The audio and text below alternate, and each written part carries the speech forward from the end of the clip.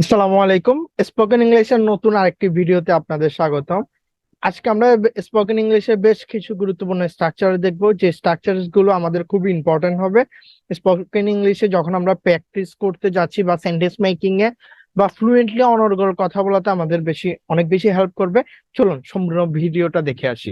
প্রথমত আমরা দেখব যে গোয়িং টু বি। আপনারা জানেন যে every English language learner also for spoken English practitioner, you need the sentence pattern like I am going to be talking about, or I'm going to talk about, I'm going to discuss about, I'm going to share about।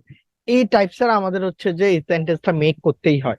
তাহলে এই সেন্টেন্সটা make করার ক্ষেত্রে একটা জিনিস আমরা মাথায় রাখতে হবে, যদি আমরা ইস্যুটা যদি এমন হয় I am going to am হয়, তাহলে হচ্ছে যে প্রেজেন্টে, আর এম ইজার হলে প্রেজেন্টে, ওয়াজ ওয়ার হলে কি হবে, পাস্টে হবে। ওয়াজ ওয়ার হলে তখন আমরা এটাকে পাস্টে ইউজ করবো, এম ইজার হলে কি প্রেজেন্টে। ঠিক আছে।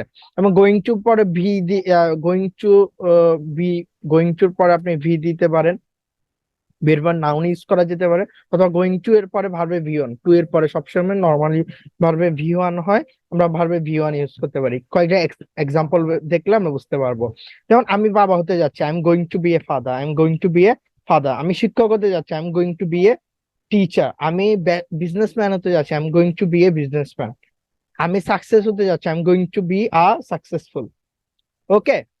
তাহলে হচ্ছে যে আমরা এভাবে সেন্টেন্স মেক করতে পারবো। তারা বিজয়িত হতে যাচ্ছে, they are going to be winners. They are going to be winners. Winners কেন হয়েছে? কারণ দে দে মানে কি প্লুরাল, তো উইনার্স মানে অনেক, সবাই মিলে উইনার্স হতে যাচ্ছে। এটা একটা চমৎকার পার্টি হতে যায়, it is going to be a fantastic party. It is going to be a fantastic party. আমরা আক্রান্ত হতে যাচ্ছিলাম, we are going to be attract. We are going to be attract. আক্রান্ত হতে যাচ্ছিলাম মিন্স হচ্ছে যে আমরা এটা হচ্ছে যে কি, এটা হচ্ছে যে পাস্ট, মানে অতীতকালে কোন একটা সময় আক্রান্ত হতে যাচ্ছিলাম, কোন একটা সমস্যা নেই, তাহলে আমরা বলবো we were going to be. আর যদি আমি আক্রান্ত হতে যাচ্ছিলাম, I was going to be attract. Okay, attracted, attract, sorry, attract. Okay. আমি একটি ভিডিও তৈরি করতে চাচ্ছি, I am going to make a video. আরেকটা জিনিস, আপনি গোয়িং টু বি এর পরে আইএনজি ইউজ করতে পারেন। যদি আপনি লিখেন আমি একটি ভিডিও করতে যাচ্ছি, I am going to be making, to এর পরে বি ইউজ করতে হবে, তাহলে আপনি মেকিং, মেক এটাকে আইএনজি করতে পারবেন। এরকম I am going to be discussing, অথবা I am going to discuss about, বা I am going to be discussing, be যুক্ত করে করতে হবে। তাহলে এই সেন্টেন্সটা কিন্তু খুব বেশি ইম্পর্টেন্ট, আপনাকে মাস্ট এই সেন্টেন্সটা ব্যবহার জানতে হবে এবং এটার সাথে অনেক বেশি ইউজ টু হতে হবে। চলুন পরবর্তী স্ট্রাকচারে চলে যায়। পরবর্তী স্ট্রাকচারটি হচ্ছে কুড। কুড মানে কি? পারতাম। কুড মানে কি? পারতাম। ক্যান মানে কি? পারি। ক্যান মানে কি? পারি। আমি গাড়ি চালাতে পারতাম, আই কুড ড্রাইভ এ কার। আমি গাড়ি চালাতে পারি, আই ক্যান ড্রাইভ এ কার। ওকে। তারা বিজয়ী হতে পারতেন হবে। তাহলে আচ্ছা, আমি বিজয়ী হতে পারতাম, আই কুড, ওকে, এটা বিজয়ী না, I could, winner, I could winner. আমি বিজয়ী হতে পারতাম, আই কুড উইনার। তাহলে যেমন এখানে আরেকটা সেন্টেন্স হচ্ছে আই কুড প্লে গিটার। তাহলে আই কুড প্লে গিটার, এটার বাংলা কি হবে? আমি গিটার বাজাতে পারতাম, বা গিটার প্লে করতে পারতাম। ওকে, আমি গিটার প্লে করতে পারি, আই ক্যান প্লে গিটার। আমার বাবা কবিতা আবৃত্তি করতে পারতেন, my father could recite poems. Okay. তাহলে আমি যদি বলি আমার বাবা কবিতা আবৃত্তি করতে পারে, my father can recite poem. যদি আমি বলি আমি কবিতা আবৃত্তি করতে পারি, আই ক্যান রিসাইট পয়েমস। আমি কবিতা আবৃত্তি করতে পারতাম, আই কুড রিসাইট পয়েমস হবে। ওকে। তারা ছবি আঁকতে পারতো, দে কুড ড্র পিকচার্স। ছবি আঁকতে পারতো, দে কুড ড্র পিকচার্স। তারা ছবি আঁকতে পারে, দে ক্যান ড্র পিকচার্স। তারা ছবি আঁকতে পারবে, they will be able to draw pictures. যদি উইল বি এবল, আমরা আরেকটা স্ট্রাকচার দেখবো। আমি একটি ভিডিও তৈরি করতে পারতাম, I could make a video. আমি একটি ভিডিও তৈরি করতে পারি, কুডের জায়গায় আমরা ক্যান দিব, অর্থাৎ ক্যানের পাস্ট ফর্ম কি? কুড। আশা করি বুঝতে পেরেছেন। পরবর্তী স্ট্রাকচারটিতে চলে যাই। পরবর্তী স্ট্রাকচারটি হচ্ছে আমাদের ইমপ্রেসড টু। ইমপ্রেসড টু মানে কি? আমি মুগ্ধ, আমি অভিভূত। ঠিক আছে। তাহলে আমি ইমপ্রেসড টু এর আগে এম ইজার দিতে হবে, I am impressed to, he is impressed to, they are impressed to, এরকম দিতে হবে। টু এর পরে ভার্বে কি হবে? V one. আমাদের এটা মাথায় রেখেই টু এর পরে ভার্বের ভি ওয়ান রেখে আর ইমপ্রেস, আই ইমপ্রেসড টু দেওয়া যাবে না, আই এম, হি ইজ, এভাবে বলতে হবে তাকে। আমি তোমাকে দেখে বলতো I am impressed to see you, আমি তোমাকে দেখে মুগ্ধ, I am impressed to see you. তাহলে আমি, সে আমাকে দেখে মুগ্ধ, he is impressed to see me, she is impressed to see me. তারা আমাকে দেখে মুগ্ধ, they are impressed to see me, they are impressed to see me. তাহলে দে এর সাথে কি হবে? আর হবে। তোমার উপস্থাপনা শুনে আমি অভিভূত, I am impressed to listen your presentation, I am impressed to listen your presentation. Okay, তারা আমার উপস্থাপনা শুনে অভিভূত, they are impressed to listen my presentation, they are impressed to listen my presentation.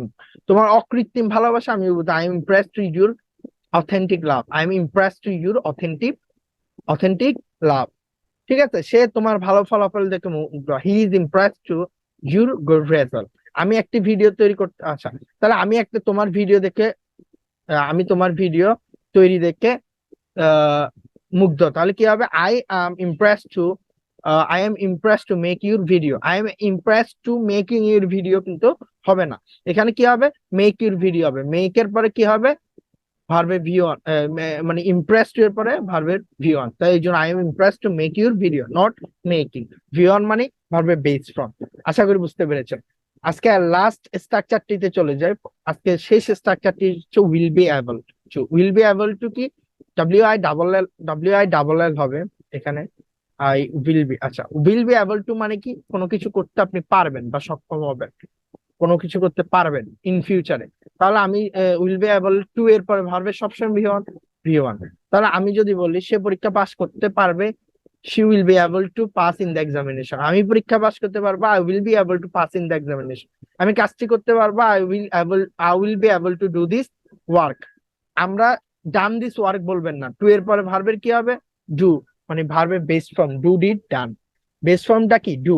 প্রথমটা কি? Base form. ডিডটা কি? Base form ভি2, past form. তাহলে মানে ভি1 ইউজ করবো টু এর পরে। আমরা সেখানে যথাসময়ে পৌঁছাতে পারবো, উই উইল। তাহলে আমরা যেতে বলেছি, তাহলে কি হবে? We we will able to, we will we will we will able to get there on time. আমরা রিচ, গেটের বদলে এখানে রিচের ব্যবহার করতে পারি। গেট দ্বারা অনেক কিছু বোঝায়, আন্ডারস্ট্যান্ড, তারপরে হচ্ছে রিচ করা, পৌঁছানো। ওকে, এরকম এখানে এখানে জাস্ট আমরা রিচের জায়গায় গেট ইউজ করেছি। Will be able to get there on time. On time মানে কি? নির্দিষ্ট সময়। অন টাইম মানে কি? নির্দিষ্ট সময়। আমি আমার বন্ধুকে বিষয়টা বুঝাতে পারবো, I will be able to make my friends understand the matter, I will be able to make my friend understand the matter. এখানে মেকিং দেওয়া যাবে না, টু এর পরে ভার্বে ভি1। মেকিং, মেকিং এটা কি? ভার্বের ভি4। ভার্বের কি? ভি4, আইএনজি ফর্ম। আমি আগামী মাসে একটি নতুন গাড়ি কিনতে পারবো, will be able to buy a new car next month, I will be able to buy a new car next month. তারা আগামী মাসে একটি গাড়ি কিনতে পারবে, they will be able to buy a new car next month. আমি আগামী মাসে একটি ভিডিও করতে পারবো, I will be able to make a video. তাহলে এখানে তৈরি হবে, যেহেতু মেক বলেছে, I will be able to make a video. তুমি একটা ভিডিও তৈরি করতে পারবে, you will be able to make a video. এখানে আপনার প্র্যাকটিসটা যেভাবে করবেন, এখানে প্রথমে সাবজেক্ট গুলোকে চেঞ্জ করে দিবেন, দেন ভার্ব গুলো যদি পসিবল হয় চেঞ্জ করে করে আরো 5-7টা সেন্টেন্স মেক করে প্র্যাকটিস করবেন। আসসালামু আলাইকুম।